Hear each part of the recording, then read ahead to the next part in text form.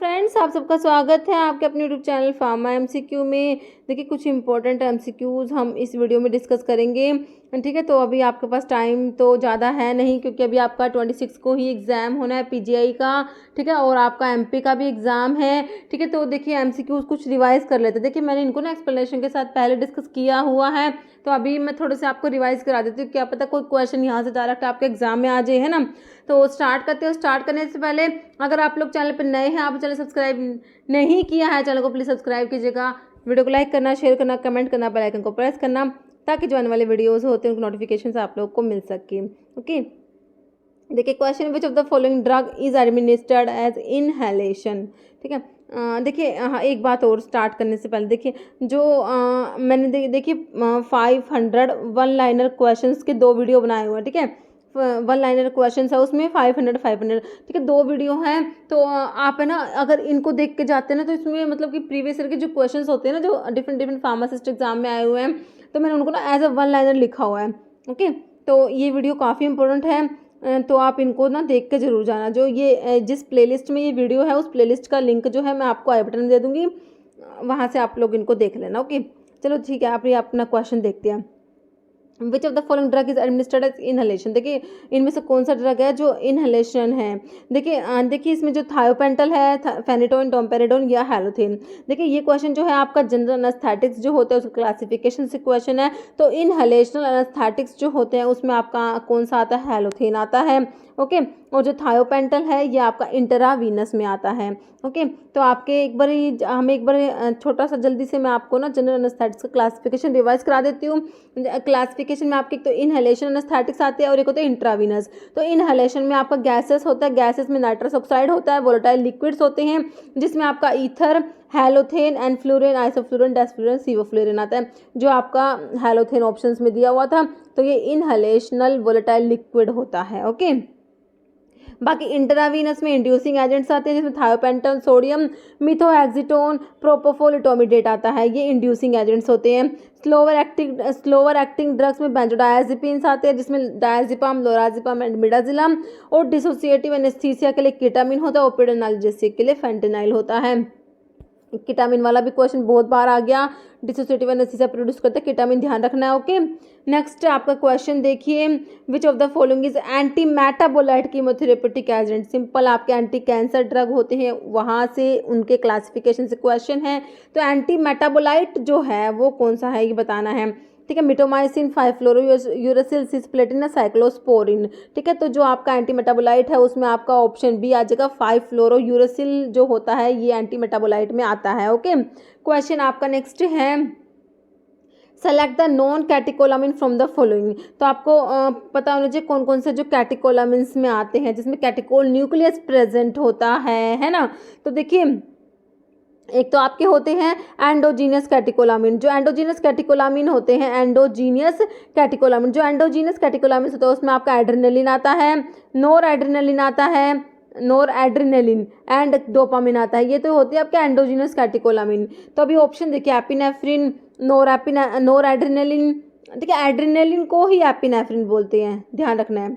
तो नोर एड्रेनलिन मतलब नोर epinephrine. Okay, आइसोप्रिनालिन या हिस्टामिन। ठीक है, तो देखिए जो आइसोप्रिनालिन है ना, इसमें भी कैटिकोल न्यूक्लियस तो प्रेजेंट होता है, ये एंडोजीनियस कैटिकोलामिन्स में नहीं आता आइसोप्रिनालिन। ठीक है, लेकिन इसमें कैटिकोल न्यूक्लियस प्रेजेंट है। तो इसमें पूछा कि नॉन कैटिकोलामिन, जिसमें कैटिकोल न्यूक्लियस ही प्रेजेंट नहीं है, तो वो आपका है हिस्टामिन में प्रेजेंट नहीं होता। ओके, नेक्स्ट प्रीमिडोन इज, देखिए ऑप्शंस में एंटीटसिव, एंटी हाइपरटेंसिव, एंटीबायोटिक या एंटी कन्वल्सन। प्रीमिडोन कौन सी क्लास की ड्रग है, याद कीजिए थोड़ा सा। तो प्रीमिडोन होती है हमारी एंटी कन्वल्सेंट्स, एंटी एपिलेप्टिक्स जिनको बोलते हैं, उसमें आता है।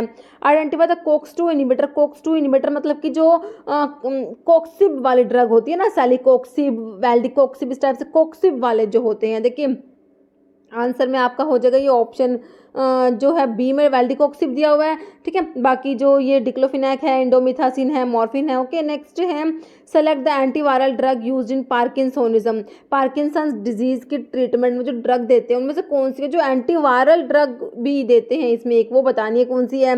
रिमेंटाडीन, स्टैविडीन, लैमिविडिन, डिलाविडिन। तो ये होती है, आप पढ़ते हैं एमेंटाडीन, रिमेंटाडीन, है ना। ऑप्शन ए आपका हो जाएगा राइट। नेक्स्ट है, और देखिए इसमें जो ये और ऑप्शन है ना, ये तो ये जो एग्जांपल जैसे जीडोव्यूडिन, लैमिविडिन, तो ये जीडोव्यूडिन जो होता है किस में आता है, NRTI में आता है, न्यूक्लियोसाइड रिवर्स ट्रांसक्रिप्टेज इनहिबिटर। जो एंटीवायरल ड्रग का क्लासिफिकेशन पढ़ते हैं उसमें आपका न्यूक्लियोसाइड रिवर्स ट्रांसक्रिप्टेज इनहिबिटर आता है, उसमें आपके जीडोव्यूडिन, स्टेविडिन, लैमिविडिन, जैसिटाबिन, डायडानोसिन, अबैकाविर ड्रग आती है। और एक होते हैं non nucleoside reverse transcriptase inhibitor, non nucleoside reverse transcriptase inhibitor, NNRTI non nucleoside reverse transcriptase inhibitor में हम 3 ड्रग पढ़ते हैं। END से मैं आपको हमेशा बताती हूँ कौन कौन सी होती है, नेविरापिन, इफाविरेंज एंड डिलाविरडीन। ओके, ध्यान रखना है, क्लासिफिकेशन से क्वेश्चन है, एंटीवायरल ड्रग का क्लासिफिकेशन। नेक्स्ट है identify the propellant used in topical aerosols.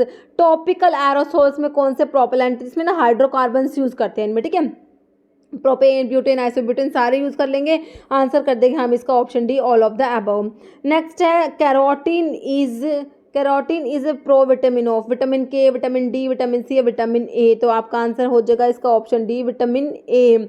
Next है ratio between LD50 and ED50 is known as, तो देखिए LD50 और ED50 का रेशियो पूछा है इन्होंने, क्या होता है, ठीक है, तो ये होता है, देखिए थेरेप्यूटिक इंडेक्स जो होता है वो होता है, तो हम थेरेप्यूटिक इंडेक्स को मैं आपको TILE से याद करना बताती हूँ, है ना, रेशियो बिटवीन ये LD50 और ED50 जो है इसका रेशियो हो जाएगा थेरेप्यूटिक इंडेक्स, तो आपका आंसर हो जाएगा ऑप्शन ए हो जाएगा, थेरेप्यूटिक इंडेक्स भी काफ़ी इंपॉर्टेंट है। नेक्स्ट है citric acid is used in limit test for iron. Iron के लिमिट टेस्ट में सिट्रिक एसिड क्यों यूज़ करते हैं, देखिए to prevent the precipitation of iron, to reduce ferric iron to ferrous iron, to develop purple colour, to make the medium alkaline. Option A हो जाएगा to prevent the precipitation of iron. Next pick out the source of rifampicin. Rifampicin जो होती है, जो आप first line anti tubercular drug में पढ़ते हैं ना, तो इसको रिफाम्पिसिन, जिसको ट्यूबरकुलोसिस में भी और लैप्रोसी में भी रिफाम्पिसिन को यूज़ करते हैं, तो इसका सोर्स बताना है आपने रिफाम्पिसिन का। देखिए bacillus subtilis, streptomyces mediterranei, micromonospora purpurea, none of the above. Answer is option B, streptomyces mediterranei is the source of rifampicin. Poison act कब पास हुआ था, सिंपल क्वेश्चन है, जल्दी से आंसर कर दीजिए इसका ऑप्शन ए 1919, 1919 एक्ट और उनके ईयर रिवाइज करके जाने हैं। Next identify the drug which act by inhibiting mycolic acid की सिंथेसिस को इनहिबिट करते कौन सी ड्रग होती है, बताइए आंसर इसका, आइसोनियाजिड, जो एंटी ट्यूबरकुलर ड्रग में आप लोग पढ़ते हैं, first line anti tubercular drug में आइसोनियाजिड आता है, ठीक है, तो ये कि इसका मैकेनिज्म क्या होता है, माइकोलिक एसिड की सिंथेसिस को इनहिबिट करता है, ये ध्यान रखना है। नेक्स्ट है medical termination of pregnancy act was passed in the year. MTP act है कब पास हुआ एक्ट, और इसके ईयर से ही क्वेश्चन है ये, तो आपका ऑप्शन ए 1971 हो जाएगा। Next identify the source of Saigon cinnamon. Saigon cinnamon का सोर्स बताना है, देखिए सिनेमोमम लोरी, बर्मानी जेलेनिकम या वीरम, तो ये होता है इसका source option A, cinnamomum loureiroi.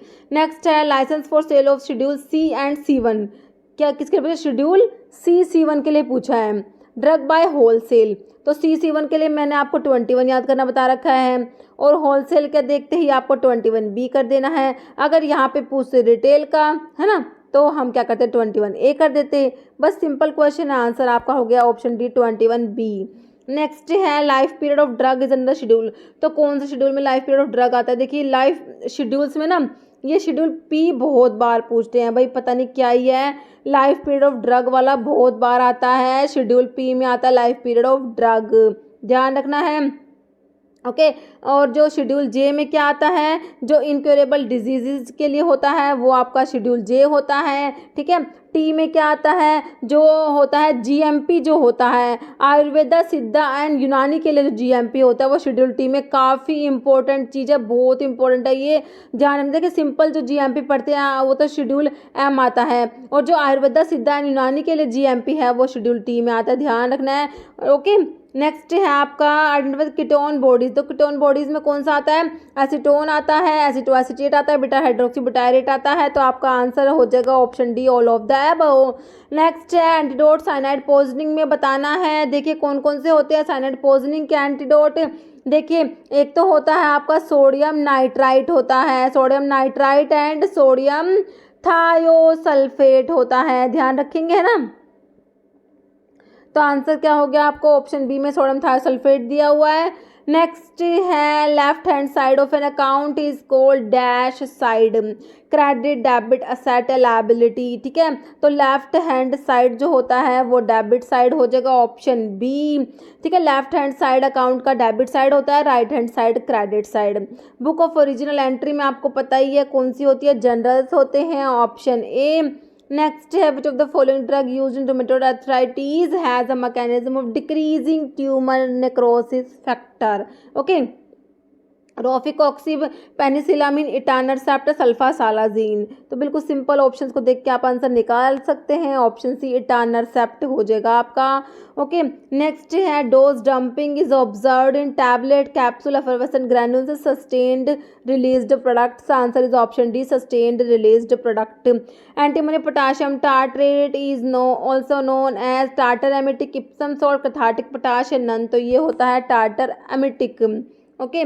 Next है इप्सम सोल्ट, आपको पता ही है मैग्नीशियम सल्फेट होता है।